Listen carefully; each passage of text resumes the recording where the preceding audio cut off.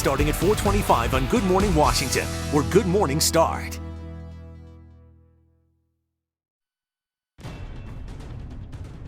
Good morning, America. Hillary Clinton opens up a double-digit lead in her new poll, her biggest yet, as Donald Trump battles back. I think we're doing better with women than with men, Frank. Attacks those sexual assault accusers. All of these liars will be sued after the election is over. Can he turn his campaign around with just 15 days to go?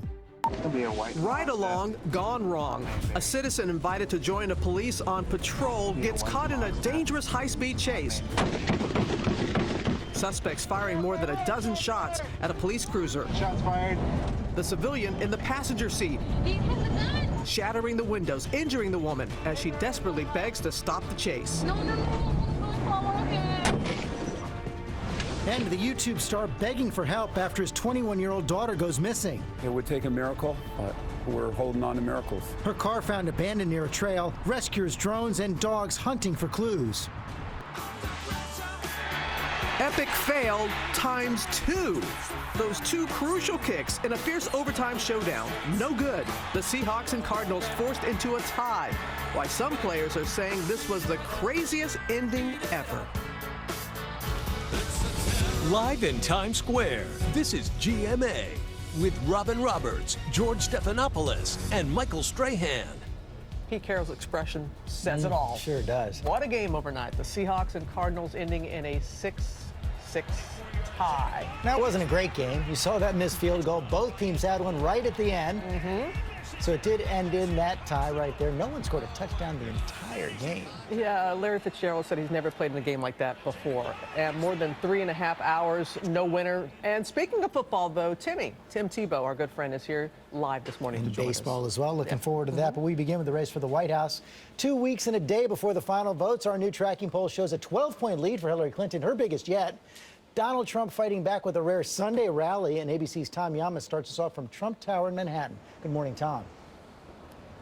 George, good morning to you. Both candidates now making their final arguments. Hillary Clinton trying to take that advantage in the polls and break away, while Donald Trump is actually pushing new ideas like congressional term limits, but still spending so much time defending his character.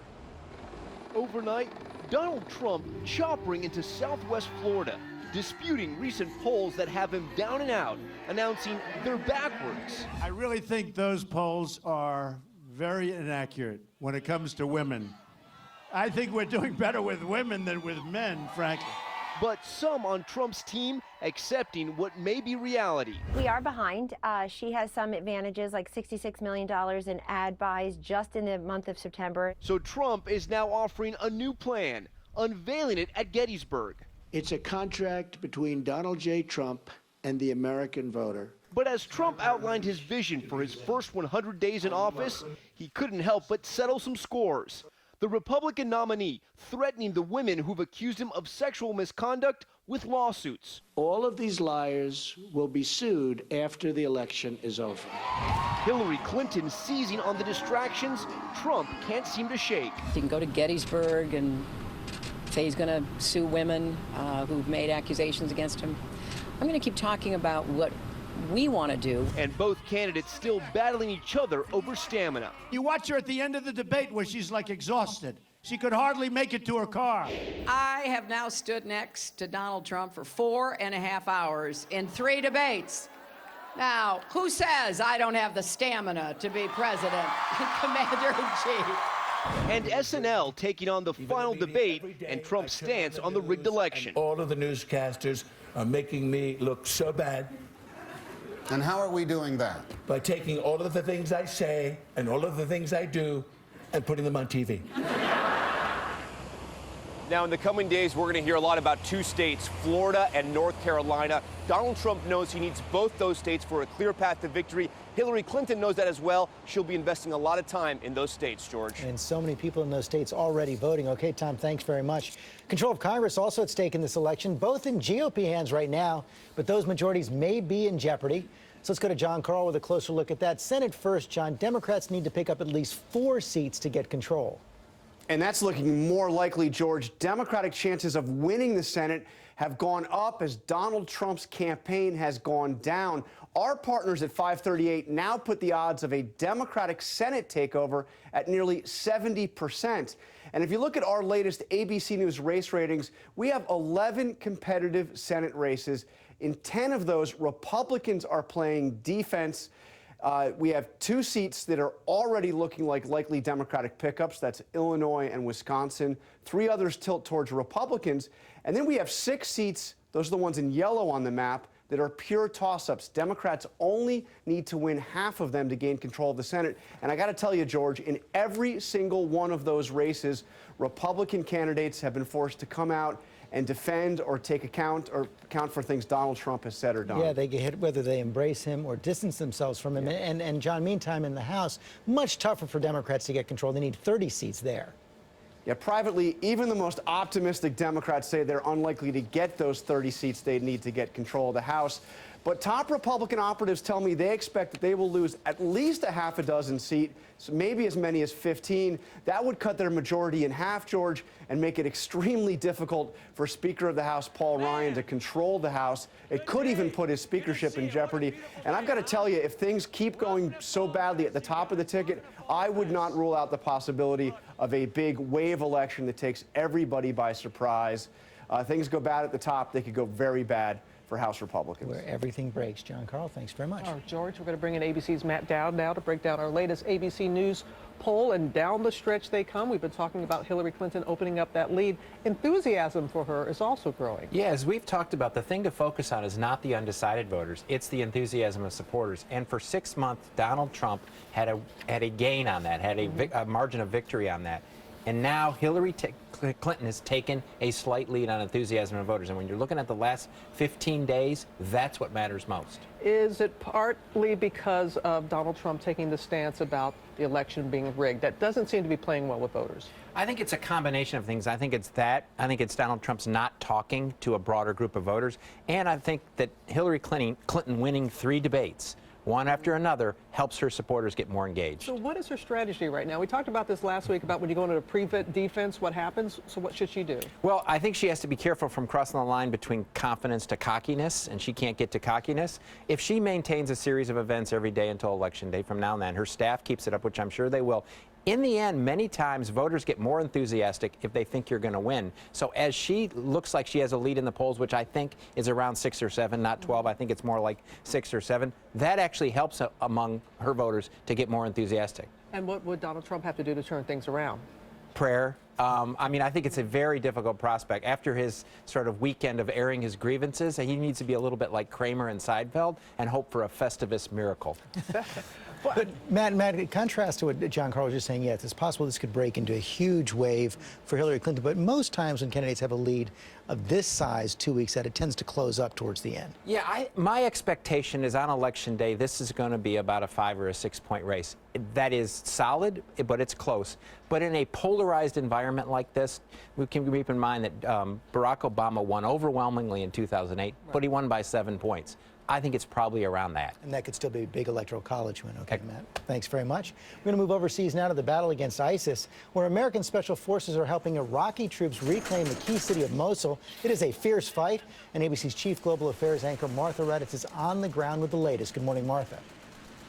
Good morning, George. There are 30,000 Iraqi forces taking part in this attack on Mosul, backed up by thousands of Americans. The terrorist fighters putting up fierce resistance. This suspected suicide car bomber coming under fire, neutralized by Kurdish forces. So far, dozens of towns, hundreds of square miles, liberated from the grip of ISIS.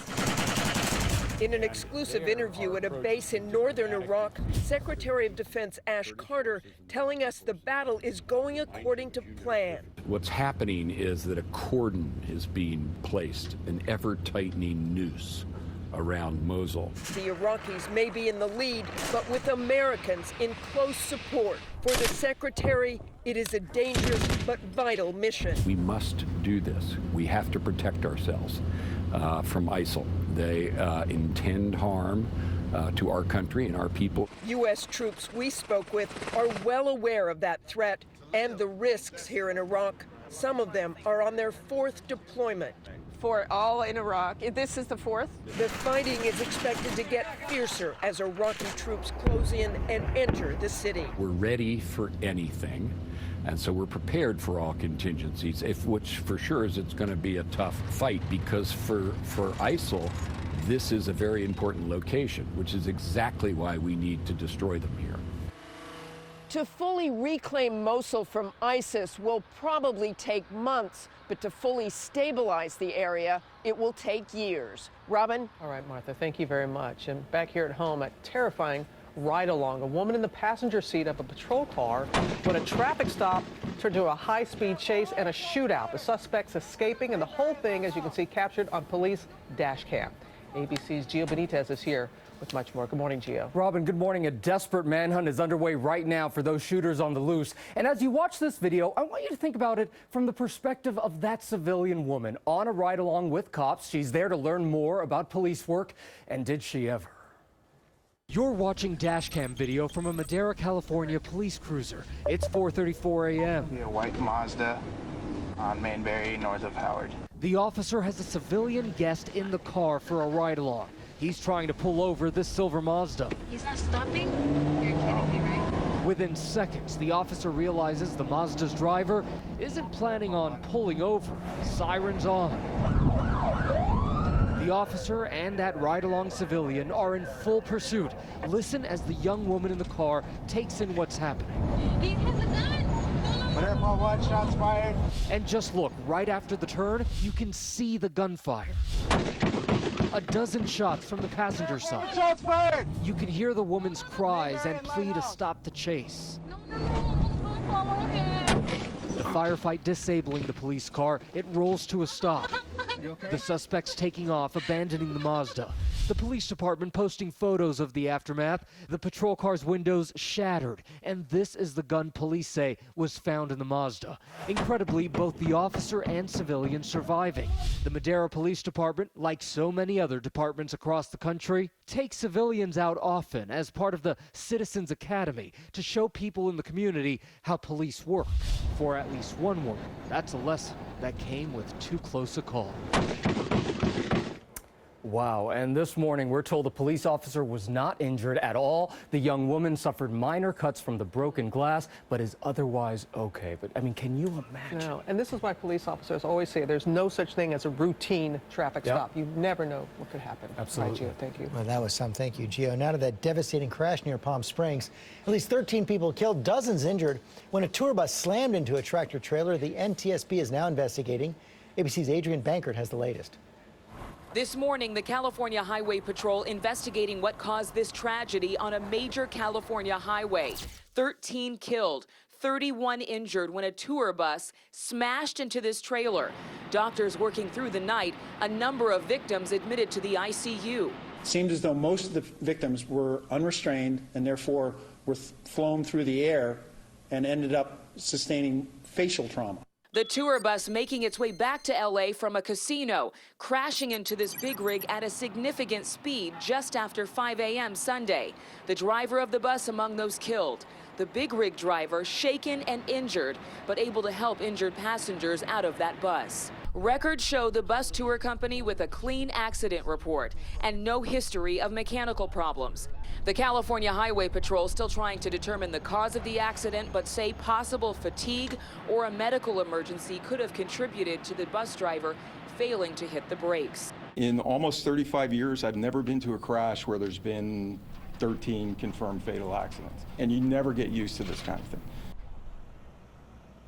And of the dozens injured, 4 remain in critical condition here at Desert Regional Medical Center, one of 3 hospitals where patients are being treated. The NTSB and the California Highway Patrol will give us an update on the investigation sometime today. George? Oh, such a scary crash. Okay, Adrian, thanks very much. Amy's here now with today's other top stories. Another terrifying encounter for a police officer. That's right, George. Police are now searching for the man who shot 2 police officers with an AK-47. They were responding to a reported shooting east of Oklahoma City. City when they say Michael Vance opened fire and took off then in a stolen vehicle. Police later found 2 of his relatives dead. They say the violence may stem from his recent arrest on assault charges. Those 2 officers, thankfully, are recovering. Also breaking overnight, a deadly plane crash on the island of Malta. Witnesses say the plane tipped toward the right before plunging to the ground. 5 customs officials from France were killed.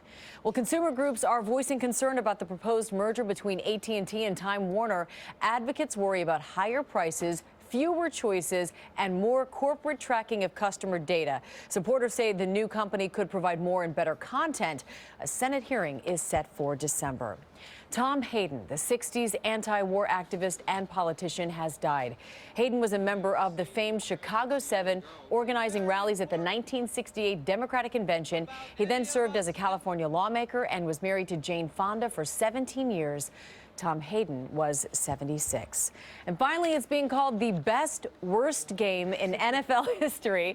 The Cardinals had the chance to beat the Seahawks in overtime last night, but they missed a 24-yard field goal, and then just a short time later, the Seahawks got their chance to win, and then they missed a 28-yard field goal. Everybody was in shock. In the end, nobody won, nobody lost. It was 6-6. The NFL had the best reaction, though, to the game on Twitter. Take a look at this. They just typed a tirade of letters in disbelief because that's pretty much what they thought of it and everyone else. Fun fact here, there have only been 3 6-6 ties in NFL history, all of them involving the Cardinals. All of them? All of them. Oh, not a distinction they care to have. That was the best tweet of the year. Yeah. It was, right? Are you guys excited about the World Series? Sure. Yes, oh my so gosh, excited. I know. We knew that Cleveland was already in, but now Chicago on the way to the World Series, also for the first time in decades. President Obama, a fan of their crosstown rivals, tweeting, "Holy cow, Cubs fan." This Cub fan, White Sox, was happy to see Wrigley rocking. ABC's Paula Ferris is there outside Wrigley with all the details for us. Good morning, Paula. Good morning, Robin. And unlike that NFL game, there will not be a tie in the World Series, but Chicago Cubs fans are waking up to a reality. It's a good one, albeit very, very unfamiliar. You know, the shock is starting to wear off. You see, you have to be in your 70s to even remember the last time the team made it this far. The Chicago Cubs flying the W this weekend after an historic win. These lovable losers clinching their first National League pennant since 1945. With this epic double play. Cubs have won the pennant! Fans have watched and waited their entire lives. Famous fan Dorothy Farrell was just 19 years old last time they made it this far. We were here to watch them win.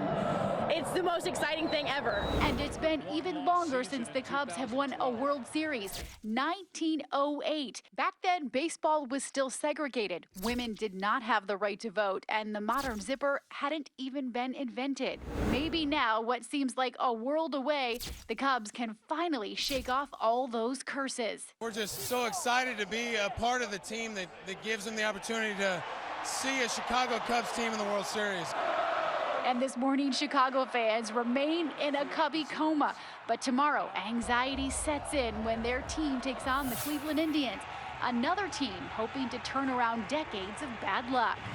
All this hype has ticket sales skyrocketing. Tuesday night's game is averaging $3,900, and the asking price for games 3 through 5 in Chicago around $7,200. And of course, the Cubs trying to reverse the infamous curse of the Billy Goat. According to legend, the owner of the Billy Goat Tavern went to the 1945 World Series game the last time they were in the World Series with his goat. They were both kicked out. And you guys, when he was leaving, said, "Them Cubs, they ain't gonna win no more." And they haven't. It's been that way. All right. Thanks so much, Paula. Have a good time. Let's go to Ginger now with the cold blast here in the Northeast and the windy conditions. Oh, my goodness. The wind came with that cold, 40-mile-per-hour gusts. This is Brooklyn. Look who took it. Christine Brower. She's on maternity leave. She can't get it out of her system, the news. And check this out. The video from Whiteface, New York. Up to 9 inches of snow fell this weekend in parts of New England. Here's a cold blast coming at you for Wednesday, Thursday. Let's get to the select cities now, brought to you by Walgreens.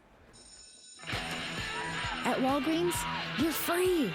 Free to seize the savings on Medicare Part D. From $1 copays on select plans to rewards points on all prescriptions, it's easy to save big at Walgreens.